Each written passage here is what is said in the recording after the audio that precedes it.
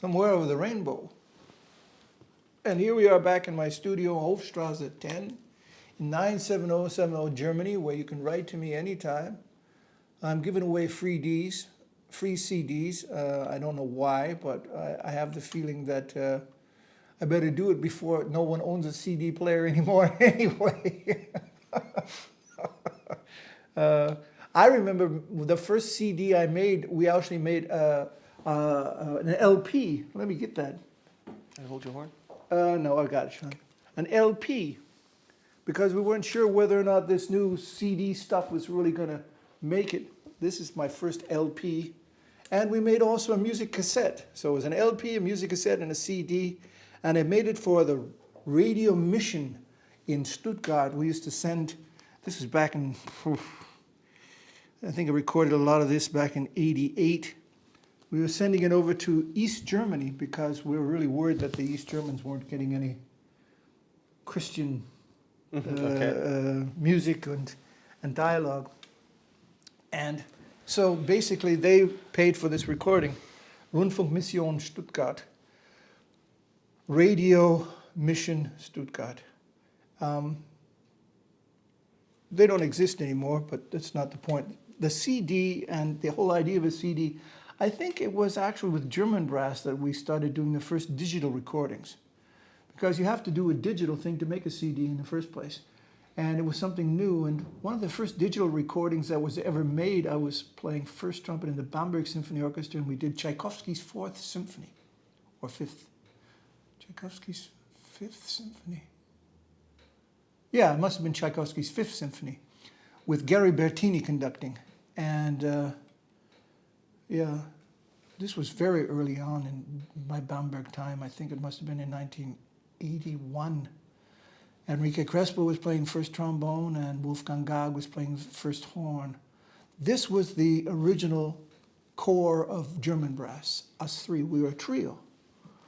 And then Crespo wanted to record some stuff in Nuremberg. I mentioned before that I recorded with Al Porcino in Nuremberg, some of the stuff that we did with golden brass. But the first things we did as quartet, there was an American trombonist, Martin Henry, who lives now back in the United States, and played a very good bass trombone, Crespo tenor trombone, and an obscure second trumpet, Peter Knutsvig, I think was his name. Not a very nice guy, but he played the trumpet well enough to do the job. I really never liked the guy, but I promised myself I wouldn't say bad things about people, no matter how bad they were to other people. He wasn't man enough to be bad to me, because he knew that he would have to pay the price of hell on earth. But he was bad to a lot of other people, and I do not appreciate that. I don't like people when they're... He was just too competitive. That's, I think, was his problem.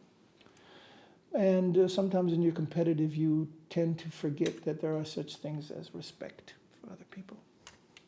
But to make a long story short, my experience of recording on CDs and whatever started at the very beginning of this whole digital era.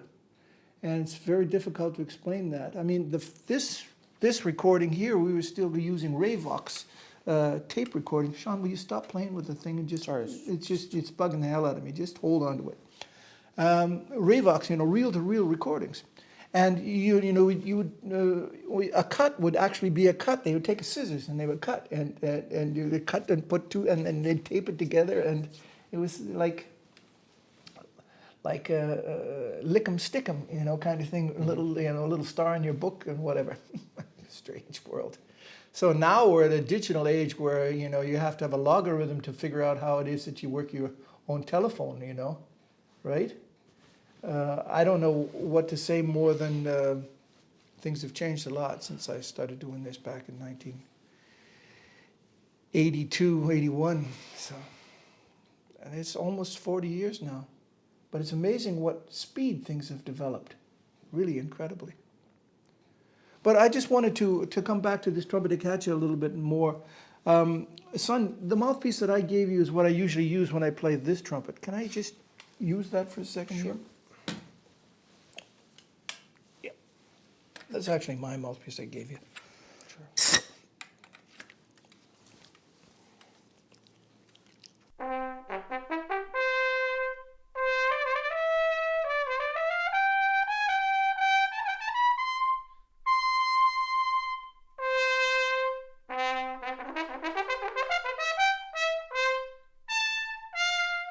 Now, these instruments were developed and a lot of people played. I didn't even open the holes here. I was using holes but didn't use them. I was actually playing like the natural trumpet actually should be played without any holes. It has vents here. You can open these little things here and use your fingers to intonate.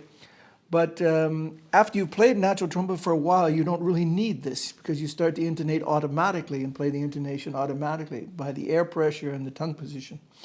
And but this was developed by two people primarily, Friedemann Immer, but more importantly, Edward H. Tarr, who was from the United States, came from Oberlin University or Conservatory, studied with Bud Herseth in Chicago Symphony. He was revered quite highly, and was a friend of mine. He was one of the gentlemen that caused me to want to save the European Trumpet Guild back in 2003. I invited him here. Remember Ed? Yeah. Also had some pieces written for the European Trumpet Guild. And I was elected the president of the European Trumpet Guild in 2003, but I was supposed to be also the president and the treasurer and the secretary and chief cook and bottle washer, I think, too, which is quite ridiculous. So I said, I think not. After I'd been elected, a week later, my girlfriend said to me, what do you want to be the president of a club where you have to do everything yourself? There were only 50 members. There had been 500 members before, but because of some disorganization, mismanagement, and I'd found out later maybe some financial incongruities, I didn't want to have anything to do with that because money always taints everything. As soon as people start spending too much money or smelling too much money, everything about art goes out the window, because then it becomes a matter of success. Because success in this society has not to do with true satisfaction or artistic achievement, or it has mostly to do with how much money you make in doing it.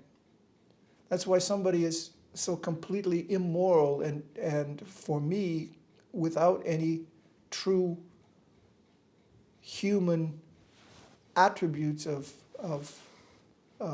to be respected, like the former president of the United States, Donald Trump, can become the president of the United States, even though all he's about is money, because the people that elected him are the people that think that money is the be-all and end-all of all human existence. And it's one of the reasons that we've destroyed so much of our environment. And I am an environmentalist because I'm a part of this environment. And any human being doesn't think that he's a part of the ecosystem doesn't get it. You are a part of the ecosystem. And if you destroy the water, if you pollute the water you drink, you're going to get sick. Sooner or later, you're going to get sick. If you pollute,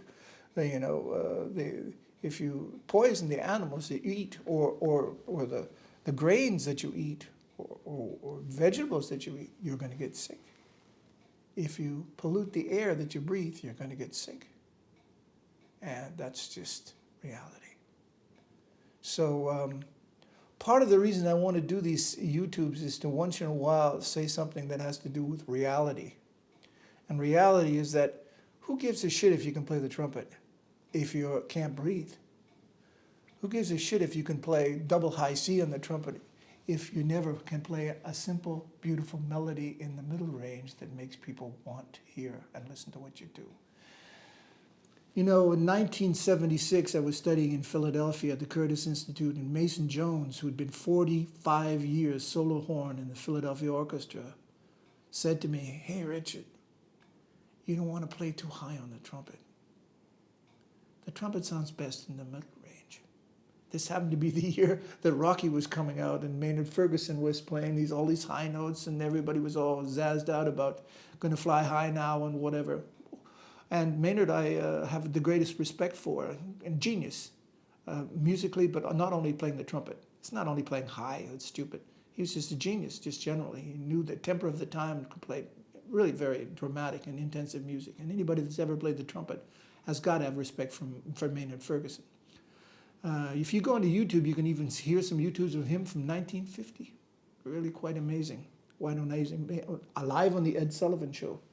Live on the Ed Sullivan Show. Yeah. And yeah, but anyway, Mason Jones was, he was the solo horn, and horn is, a much more cultivated instrument than trumpet, or most of the horn players are more cultivated in the music that they have to do, because they have to play between the brass and the woodwind and the strings much more. And he said, Richard, don't try to play too high on the trumpet. It sounds best in the middle range. And he was right. So one of the reasons I almost didn't do these YouTubes today is because I was trying to play too much piccolo trumpet yesterday, preparing for this YouTube. And maybe I should, instead of having done all that work for nothing, maybe I should play a little piccolo trumpet. Maybe I should play something like this Vevanovsky, what I played before, or Bach, and then play it on the trumpet caccia. And because in Germany, the piccolo trumpet is what they call the Bach trumpet, because they've never heard, most people, average Joe in the street, has never heard Bach being played in anything other than the piccolo trumpet. And so they like to simplify things in Germany. They have, it's just part of their mentality. A person's last name usually has to do with his profession. A Schmidt or Schmied, that means somebody that hammered. He was a Hufschmied. What's it called? A blacksmith. Mm-hmm. Smith, Schmied, Schmidt.